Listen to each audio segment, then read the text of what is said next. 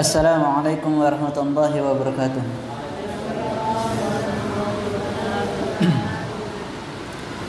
Innal hamdalillah nahmaduhu wa nasta'inuhu wa nastaghfiruh wa na'udzu billahi min shururi anfusina wa min sayyiati a'malina.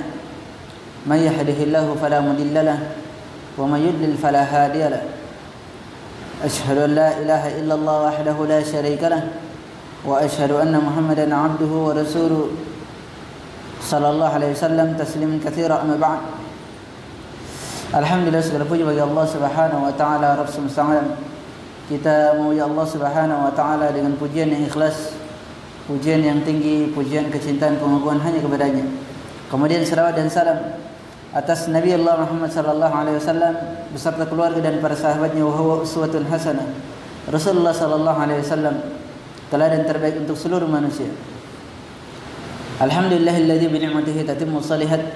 Allah Subhanahu wa taala mengumpulkan kita kembali di salah satu rumah dari rumah-rumahnya di Masjid Al-Mubarak Trika, semua dengan pertemuan ini Allah Subhanahu wa taala menjadikan kita orang-orang yang istiqomah di atas agamanya. Semoga Allah Subhanahu wa taala senantiasa memberikan taufiknya kepada kita semua, dan semoga Allah Subhanahu wa taala mewafatkan kita di atas Islam dan sunnah. Ikhwani fi din wal akhwat azani Allah wa iyyakum. Dari pembahasan terdahulu yang kita telah jelaskan bahwasanya tolak ukur dari seorang istri setelah ketaatan kepada Allah dan Rasulnya adalah suaminya, sebagaimana yang telah diterangkan oleh Nabi sallallahu alaihi wasallam. Kata Nabi sallallahu alaihi wasallam, "Fanduri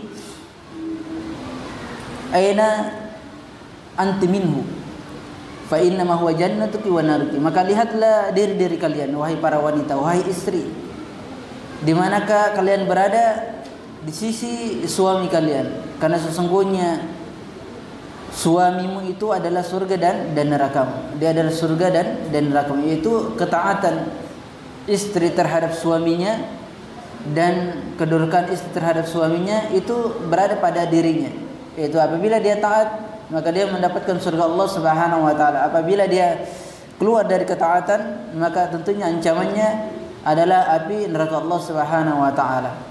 Kemudian tentulah banyak yang terjadi di antara suami dan istri itu perselisihan. Pasti akan terjadi suatu perselisihan, tidak akan mungkin tidak. Siapapun orangnya, nama-nama manusia itu ada sifat bashar, sifat kemanusiaan, sifat manusiawi itu ada. Sebagaimana dalam rumah tangga Nabi sallallahu alaihi wasallam ada sedikit terkadang sesuatu hal-hal yang membuat Nabi sallallahu alaihi wasallam terganggu oleh istri-istrinya. Namun Nabi sallallahu alaihi wasallam itu dengan sabarnya mendidik mereka semua. Dengan sabarnya mendidik mereka semua, yang mana istri-istrinya itu memiliki pemikiran yang berbeda-beda. Oleh sebab itulah seorang istri diterangkan wa tantuli ila aqsad turuq al-muaddi ila intihai wal firaqi minhu fatasirina minhu. Maka seorang istri hendaknya apabila terjadi suatu perselisihan di antara sepasang suami istri, maka dia memperpendek jalan perselisihan tersebut, memperpendek jalan perselisihan yang bisa menghantarkan berakhir daripada perselisihan tersebut. Dan itu harus, seorang istri harus menempuh jalan tersebut. Tidak boleh dia menempuh jalan yang lain, kecuali dia harus meredam dari perselisihan tersebut. Dan terkadang kata beliau, qad yakunu shawaba ma'aki fima dhahabti ilai bil aksi zawjuk, walakin alayki anti fi tilka dhuruf la ala ghairik an tastash'iri anna zawja qad la yara ma qad ra'aiti ant li hikmatin rubbama ghabat anhu litasri'i fi ibda'il hukmi mu'ayyan ala syai'in wa hakadha. Lihat, terkadang kebenaran itu bersama dengan istri. Suatu kebenaran ketika terjadi perselisihan, kebenaran itu pada istri tentunya. Berbeda halnya dengan suami. Akan tetapi seorang istri itu harus pintar-pintar, harus dia melihat dari sudut yang tidak membuat dari rumah tangganya itu semakin apa? Semakin pecah, semakin timbul kegaduhan. Tidak. Bahkan pandangan seorang istri itu kadang pandangannya itu lebih jauh dibandingkan pandangan seorang suami. Yang suami itu kadang luput dari itu semua. Dan ini memang terkadang hal seperti ini dalam rumah tangga. Apalagi ketika suami itu sudah capek dan seterusnya, dari kesalahan itu suami tidak akan bisa menerimanya. Si suami itu tidak akan bisa menerimanya. Bahkan terkadang suami itu memberikan hukum ketentuan kepada istrinya. Begitulah kondisi rumah tangga. Namun seorang istri hendaknya dia bersabar dengan kondisi seperti itu, mencari jalan yang lain untuk bisa meredam hubungan daripada rumah tangganya. Apabila seorang istri itu bisa meredam, kemudian dia berdiam ketika suaminya marah, dia diam dan tenang menunggu suaminya berhenti dari amarahnya, maka itulah yang terbaik. Maka si istri itu akan berbicara, dia akan berbicara kepada suaminya dengan keadaan tenang, suami dalam keadaan tenang, dan insya Allah si suami akan menerimanya. Dan ini ada suatu kisah dari suatu perselisihan seperti ini. Ada kisah seorang amir, seorang pemimpin di kaumnya. Ini diterangkan, yarwi anna amiran minal Arab yukna bi Abi Hamzah tazawwaja imra'atan. Diriwayatkan bahwasanya ada seorang amir, seorang pemimpin dari kalangan Arab yang diberi kunyah, yaitu diberi panggilan. Panggilannya itu Abu Hamzah. Kalau di Makassar itu bapaknya seperti bapaknya fulana, bapaknya Fatimah. Nah, itu namanya kunyah namanya. Bapaknya Abdullah atau bapaknya Rahmah, bapaknya Rahmat dan seterusnya. Itu namanya kunyah. Itu dipanggilkan namanya Abi Hamzah. Yang dia telah menikahi seorang wanita. Wa ahabba an talida lahu gulaman fawaladathu lahu bintan. Abu Hamzah ini menginginkan agar istrinya melahirkan seorang anak laki-laki. Ternyata si istri ini melahirkan anak perempuan. Dia tahulah di masa jahiliyah lihat, ini pelajaran yang sangat berharga. Di masa jahiliyah seorang wanita itu anak perempuan yang ketika dia lahir itu mereka bangga untuk menguburkan anaknya hidup-hidup. Benar-benar di masa jahiliyah itu seorang wanita itu tidak berharga. Tapi yang jadi masalah, saking jahiliyahnya mereka, dia tidak mengetahui bahwasanya istrinya seorang wanita, ibunya juga seorang wanita. Tetapi ketika istrinya melahirkan seorang anak wanita, maka dia rela untuk menguburkan anaknya. Betapa aibnya seorang wanita tersebut di masa jahiliyah. Namun Islam datang itu mengangkat seorang wanita, memuliakan seorang wanita, memberikan dia kedudukan di sisi Allah Subhanahu wa taala. Hanya saja wanita-wanita di zaman sekarang itu merendahkan lagi dirinya, padahal Allah Subhanahu wa taala telah mengangkat derajatnya dan memuliakan diri mereka. Kemudian lihat,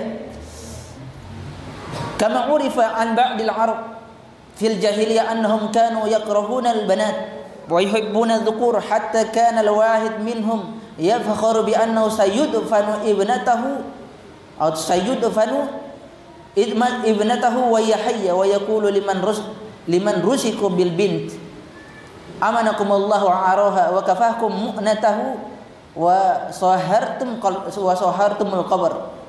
Lihat, sebagaimana diketahui dari sebagian bangsa Arab di masa jahiliyah bahwasanya mereka itu sangat membenci anak perempuan, sangat membenci sekali. Namanya anak perempuan mereka benci sekali. Apabila lahir anaknya, maka mereka bangga untuk membunuh anaknya. Sangat bangga sekali. Itulah ketika Nabi sallallahu alaihi wasallam datang menghapus hukum ini. Bahkan Allah Subhanahu wa taala mengangkat derajat mereka, para wanita. Wa yuhibbuna dzukur, mereka sangat cinta kepada anak laki-laki, hingga salah seorang di antara mereka itu bangga apabila dia mengubur anak perempuannya dalam keadaan hidup-hidup. Itu bangga sekali mereka. Ya, subhanallah ya, bangga sekali. Tapi itu bagian daripada dosa besar. Membunuh anak atau membunuh seorang manusia itu dosanya dosa besar. Bahkan membunuh satu jiwa itu seakan-akan membunuh seluruh jiwa. Kata Allah Subhanahu wa taala dalam firman, man qatala nafs bi ghairi nafs aw fasadin faka'annama qatala an-nasa jami'a. Barang siapa yang membunuh satu jiwa, yang jiwa itu tidak membunuh, dia tidak membunuh, tidak ada kisos, kemudian atau dia merusak di muka bumi ini, seakan-akan dia membunuh seluruh jiwa, seolah-olah dia membunuh seluruh jiwa. Ini juga dikisahkan kisah tentang Umar bin Khattab. Ada di Ahlul Yaman. Ahlul Yaman itu ada 4 orang. Yang satu membunuh, yang 3 ini ikut andil padanya. Satu orang membunuh, yang 3 orang ini ikut andil dalam pembunuhan, tapi dia tidak membunuh. Maka kata Umar bin Khattab, 4 orang itu dikisos. Semua dikisos. Maka sahabat mengatakan, ya Amirul Mukminin, kenapa engkau mengkisos yang membunuh itu cuma 1 orang, tapi kenapa yang 3 ini engkau kisos juga? Karena mereka ikut andil dalam pembunuhan tersebut. Siapa yang ikut andil dalam pembunuhan, maka dia harus dikisos. Maka kata Umar bin Khattab, seandainya Ahlul Yaman, seluruh penduduk Yaman itu ikut andil dalam membunuh 1 orang ini, maka aku akan kisos semua mereka. Subhanallah, ini hukumnya hukum syar'i, bukan hukum main-main. Makanya membunuh suatu jiwa itu seolah-olah dia membunuh seluruh jiwa. Siapa yang membunuh 1 jiwa, seolah-olah dia membunuh seluruh jiwa. Oleh sebab itulah syariat Islam benar-benar menjaga kehormatan seseorang, menjaga jiwa seorang, sebagaimana yang disabdakan oleh Nabi sallallahu alaihi wasallam, man syahida atau man qala la ilaha illallah, siapa yang bersaksi atau dia mengucapkan la ilaha illallah wa anni rasulullah, dan aku adalah Rasulullah Subhanahu wa taala, rasulnya, haramu dima'ahum wa amwalahum, akan diharamkan darah-darah mereka, tidak boleh disakiti, tidak boleh ditumpahkan darah kaum muslimin, kehormatan mereka, bahkan mencela saja kehormatan kaum muslimin, meremehkan dia, meremehkan kedudukannya, itu dosa besar. Apalagi membunuh mereka. Lihat, meremehkan satu contoh lagi. Ini contohnya dari sunnah Nabi sallallahu alaihi wasallam. Lihat, ketika Aisyah radhiyallahu anha, Aisyah itu mengatakan begini, ya Rasulullah, yakfika bi Sofia kada wa kada. Wahai Rasulullah, cukuplah engkau dengan Sofia. Sofia itu istri Nabi. Sofia istri Nabi yang lainnya. Sofia itu agak pendek daripada Nabi SAW, agak pendek. Kata Aisyah, ya Rasulullah, yakfika bi Sofia kada wa kada. Itu cukuplah engkau dengan Sofia itu pendek sekali bagimu. Maka kata Nabi SAW, qulti kalimatan, engkau telah mengucapkan satu kalimat, idza musidat fil bahar lamajazathu. Engkau mengucapkan satu kalimat yang apabila ucapan tersebut dicelupkan di dalam lautan, atau ditempatkan atau dicelupkan dalam lautan, sungguh lautan itu berubah rasanya. Lautan itu dapat merubah rasanya dengan satu kalimat tersebut. Makanya hanya kita mengatakan, apa ini orang? Nah, seperti itu. Atau dia mengatakan, kenapa itu orang seperti gila-gila, padahal tidak gila. Itu tidak boleh, itu bentuk perendahan. Apalagi memanggil dengan apa contohnya bahasa masa, kandala. Kandala kan gitu. Nah, ini tidak boleh. Seandainya satu ucapan ini dicelupkan di lautan, akan merubah rasa lautan. Kira-kira lautan itu bisa berubah tidak rasanya? Mungkin di saat kasih gula ya, seluruh dunia itu dicelupkan gula ke lautan, itu tidak akan pernah berubah rasanya. Tapi satu kalimat saja itu bisa merubah apa? rasa daripada lautan. Bahkan Nabi SAW mengatakan ada seseorang yang mengucapkan suatu kalimat,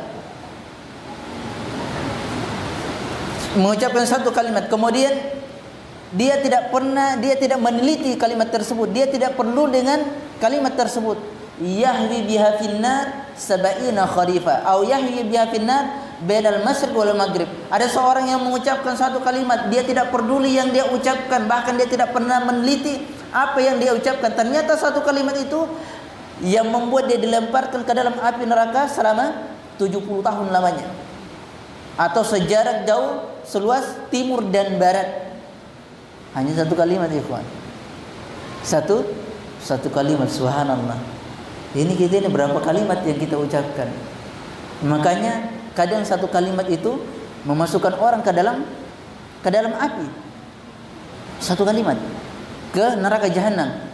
Dan kadang satu kalimat ini memasukkan orang ke dalam surga Allah Subhanahu wa taala. Kita masih ingat kisahnya Nabi Adam. Bagaimana Nabi Adam? Nabi Adam itu tidak banyak kalimat yang diucapkan, hanya satu dosa.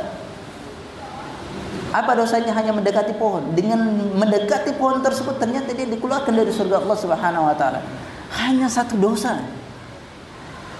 Hanya satu dosa. Baru kita, subhanallah, berapa banyak yang kita telah ucapkan. Maka oleh sebab itu kata Nabi SAW, tahan lisan-lisan kalian. Kenapa harus menahannya? Karena apa yang keluar dari lisan itu tidak akan pernah ditarik selamanya. Meskipun engkau telah meminta maaf, meskipun engkau telah meminta maaf, dia telah keluar padanya dan tidak akan pernah tertarik. Itu akan tersimpan di memori seseorang, akan tersimpan di hati-hati orang. Meskipun Allah Subhanahu wa taala telah memaafkan, tapi belum tentu orang itu memaafkan. Belum tentu orang tersebut memaafkan. Hanya satu kalimat, ini pentingnya, hanya satu kalimat saja, subhanallah. Kemudian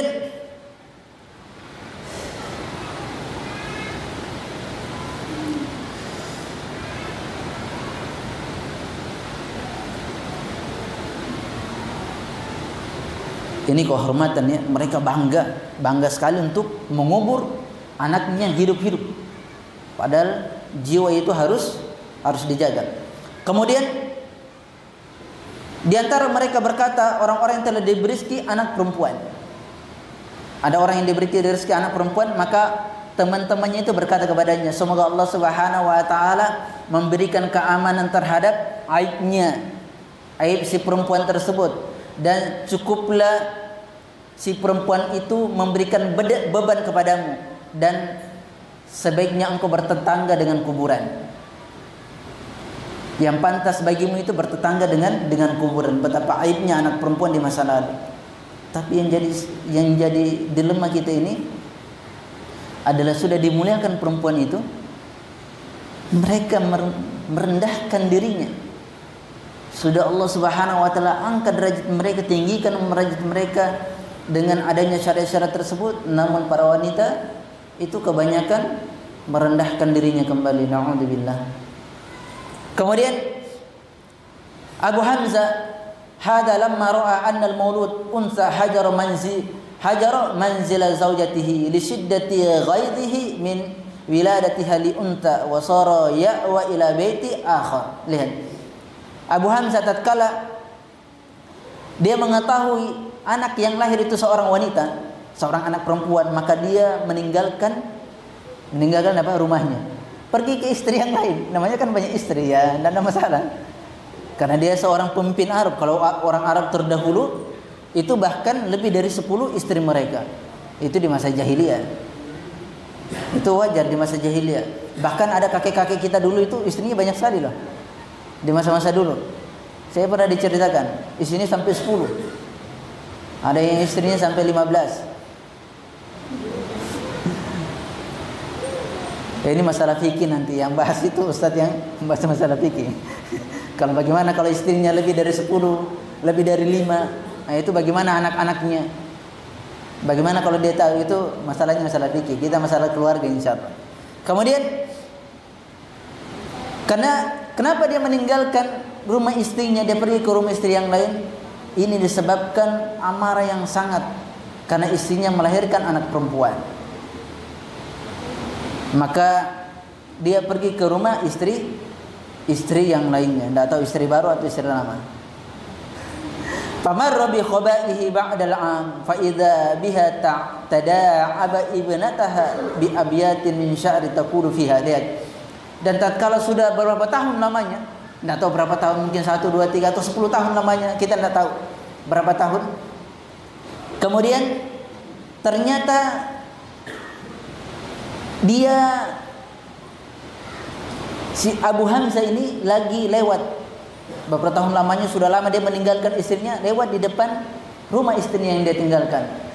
Tatkala dia lewat dari rumah istrinya, istrinya itu melantunkan syair, bukan bernyanyi ya, tapi melantunkan syair istrinya. Subhanallah, istrinya melantunkan syair yang ternyata syair itu didengar oleh Abu Hamzah ini, didengar oleh suaminya. Apa lantunan syairnya? Lihat, istrinya tidak marah, dia ditinggal istrinya, dicela istrinya, dia tidak marah, dia bersabar.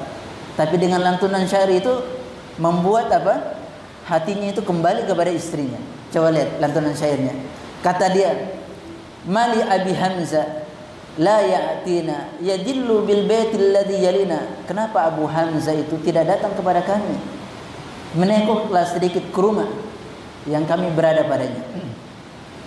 Ghadbana alla nalidal banina laisa lana min amrina mashina. Dia marah karena kami melahirkan anak perempuan. Abu Hamzah itu marah karena istri tidak melahirkan anak perempuan, dan kami tidak ada perkara dari ketentuan tersebut. Kami tidak memiliki perkara tentang melahirkan anak perempuan dan laki-laki. Lihat, wa innama na'khudhu ma'tina, sesungguhnya kami itu mengambil apa yang kami diberikan.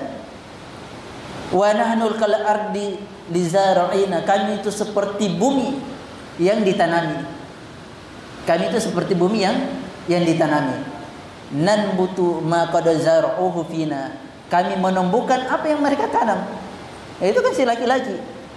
Laki-laki itu apabila dia menanam benih laki-laki, maka yang lahir laki-laki. Apabila dia benihnya perempuan, maka yang lahir perempuan. Tahu ilmunya bagaimana melahirkan anak laki-laki dan perempuan? Ilmunya ada, ikhwah.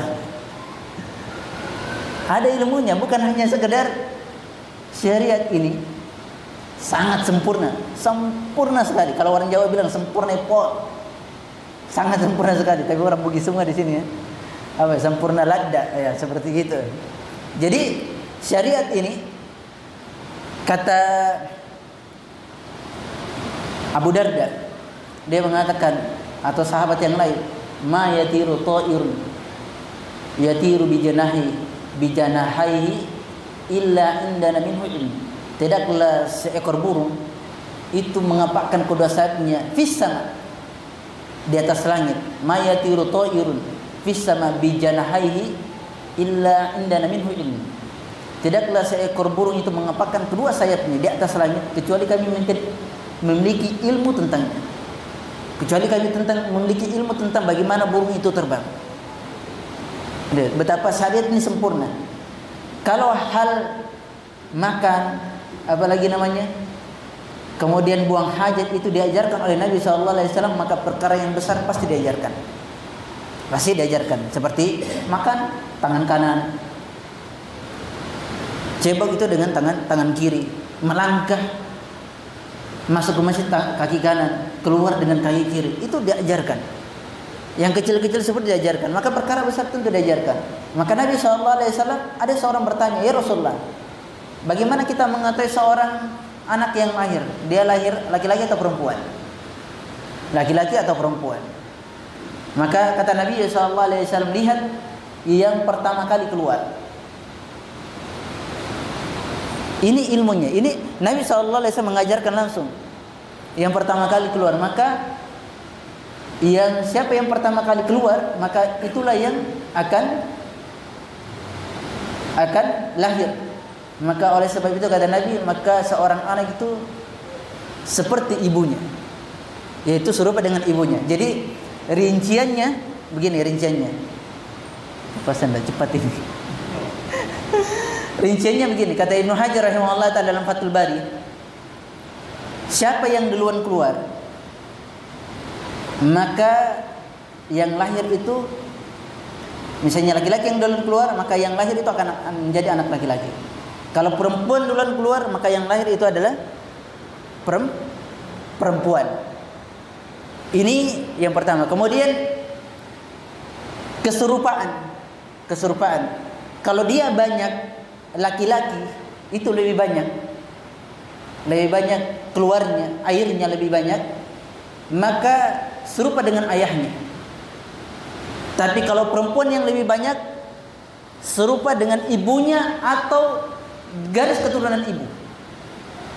Serupa dengan ayah atau garis keturunan ayah. Garis keturunan ayah. Tapi kalau dia sama-sama banyak, maka diambil keduanya. Itu sebenarnya ada 6 rincian seperti itu. Ada 6 rincian yang disebutkan oleh Ibnu Hajar rahimahullah taala, itu bisa dilihat dalam kitab Fathul Bari. Beliau menyebutkan itu 6 atau 5, wallahu taala alam. Ini dari gambaran. Maka apa yang ditanam seorang laki-laki, maka itulah yang lahir. Maka itu pula yang lahir. Dari hadis inilah banyak orang itu benar-benar bisa, saya ingin anak laki-laki. Ya, memang jadi anak laki karena ilmunya memang ada. Saya ingin anak perempuan. Tapi kadang itu si suami tidak sabar ya. Ya. Dia mau anak laki-laki, ternyata yang lahir perempuan. Dan sebaliknya. Ya, sebenarnya kita ilmunya itu sudah ada ilmunya. Ilmunya sudah ada, tapi tinggal mempraktekannya. Apakah bisa dia mempraktekkan atau tidak?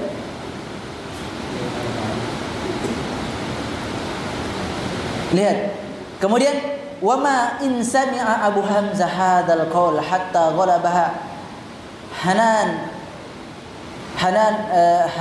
hatta ghalaba hananul abwah wa tadhkuru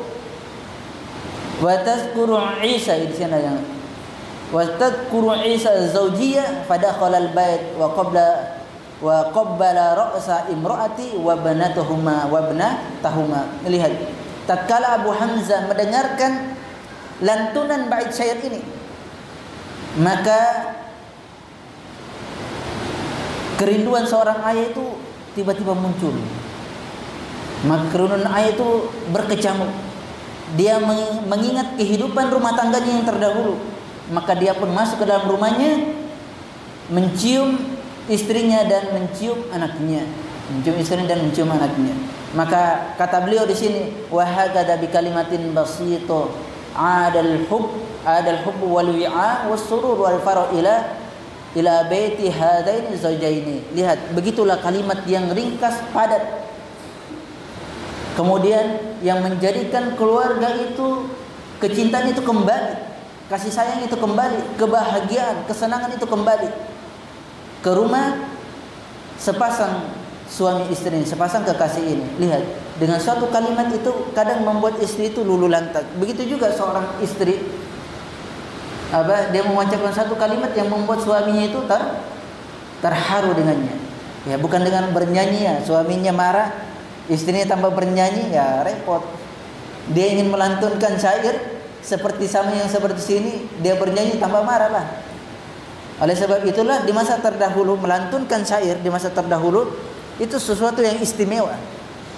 Sesuatu yang istimewa, bukan dengan bernyanyi ya, tapi melantunkan syair. Tapi untuk sekarang itu kayaknya sekarang itu tidak ada yang seperti itu. Bahkan surat menyurat pun tidak ada. Yang ada to the point semua to the point. Hingga kita mengetahui bahwasanya anak-anak zaman sekarang itu, anak wanita itu lebih cepat baliknya. Sangat cepat sekali baliknya. Sudah SD kelas 4, kelas 5 sudah balik. Ini pengaruh zaman. Iya benar. SD kelas 4 itu sudah balik kelas 5.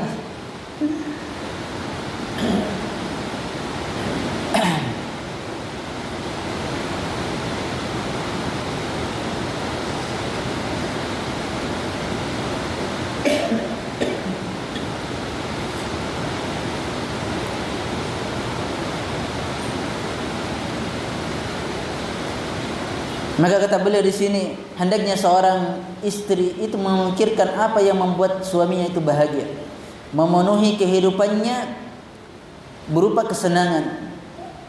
Akan tetapi bisakah seorang wanita itu sampai kepada perkara tersebut?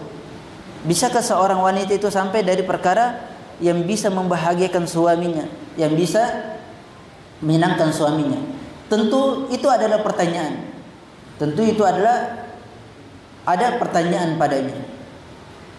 Lihat, inna zawjata salihah hiya allati tash'uru zawjaha bi annahu 'adimun ladaiha wa bi annaha fi hajatin ka hajatiha ila al-ma'i wat ta'am. Lihat, sesungguhnya istri yang salihah itu merasa kepada suaminya bahwasanya suaminya itu adalah sesuatu yang mulia di sisi istrinya, dan bahwasanya istri itu sangat butuh kepadanya sebagaimana kebutuhan makanan dan minuman. Apabila seorang istri punya kebutuhan seperti ini, maka sangat berbahagia suaminya. Kemudian bahwasanya istri yang salihah itu mengetahui hak suaminya dan tidak butuh lagi diberikan peringatan, tidak butuh lagi disuruh-suruh dan seterusnya dari perkara-perkara hak tersebut, dan itu sudah jelas bagi istri yang salihah. Kemudian istri yang salihah itu juga mengetahui bahwasanya seorang suami itu pasti memiliki kekeliruan, dan suamimu itu bukanlah seorang yang ma'sum, bukan yang ma'sum dari dosa, tidak. Akan tetapi dengan kepintaranmu wahai seorang istri dan luasnya pemikiranmu, engkau bisa mengetahui bagaimana engkau bisa menjaga suamimu dan bisa menghilangkan permasalahan-permasalahan yang ada. Begitu juga istri yang salihah itu bisa memilih waktu yang tepat, jalan yang tepat untuk bisa memperbaiki keadaan yang terjadi, yang terjadi. Begitu juga istri yang salihah itu muttasi'ah, dia dadanya lapang, dia melupakan semua hal-hal yang negatif dari suaminya, hal-hal negatif dari suaminya, yang mana perkara tersebut itu tidak sampai dari perkara-perkara yang menghantarkan daripada perseteruan yang berat, Dan ketahuilah wahai istri yang salihah, hendaknya dia mengetahui bahwasanya suaminya itu tidaklah menikahi istrinya, tidaklah menikahi dia kecuali suami itu cinta kepada istrinya.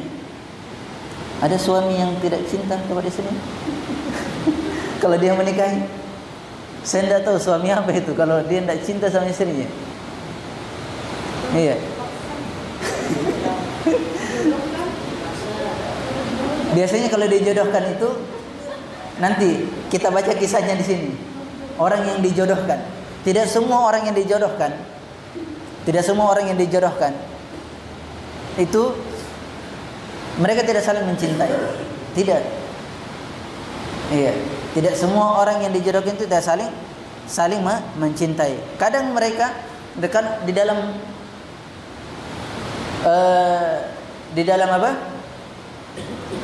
Dalam hubungan rumah tangga itu ada namanya sebelum hubungan rumah tangga, sebelum menikah itu ada namanya bab ta'aruf, saling mengenal satu dengan yang lainnya.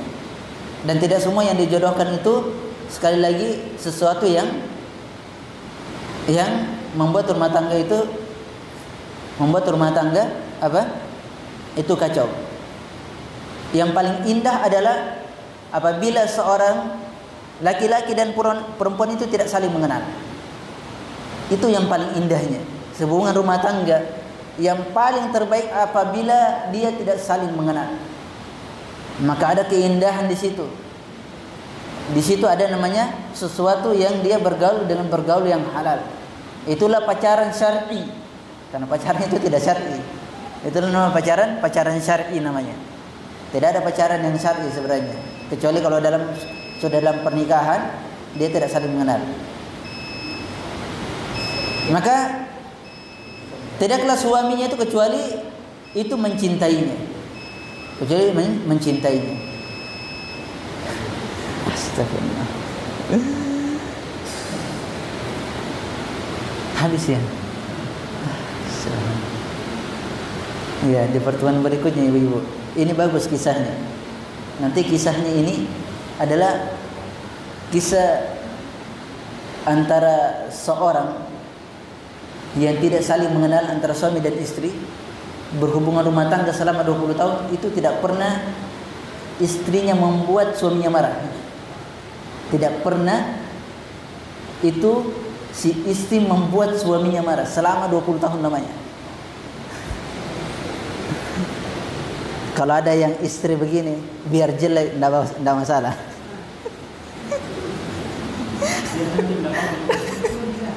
Ini susah mencari istri itu yang tidak didapati marahnya, itu susah. Sangat susah di zaman sekarang itu, tidak tahu, wallahu alam. Mungkin inilah dibilang 1001 macam. Iya. Ada seorang istri selama 20 tahun lamanya tidak pernah membuat suaminya marah. Kecuali kata suaminya, kecuali pernah sekali, itu pun aku yang zalim, tapi bukan dia membuatku marah, aku yang zalim terhadap dia. Selama 20 tahun. Resepnya itu ternyata di malam pertama resepnya. Resepnya itu di malam pertama. Itulah indahnya. Indahnya apa? Seseorang yang tidak saling mengenal ketika dia menikah. Di situ keindahannya. Ya, kita lanjut lagi, ini kisi-kisi saja. Tafadhal. Ada pertanyaan atau? Sudah. Hah? Ada pertanyaan nih. Silakan kalau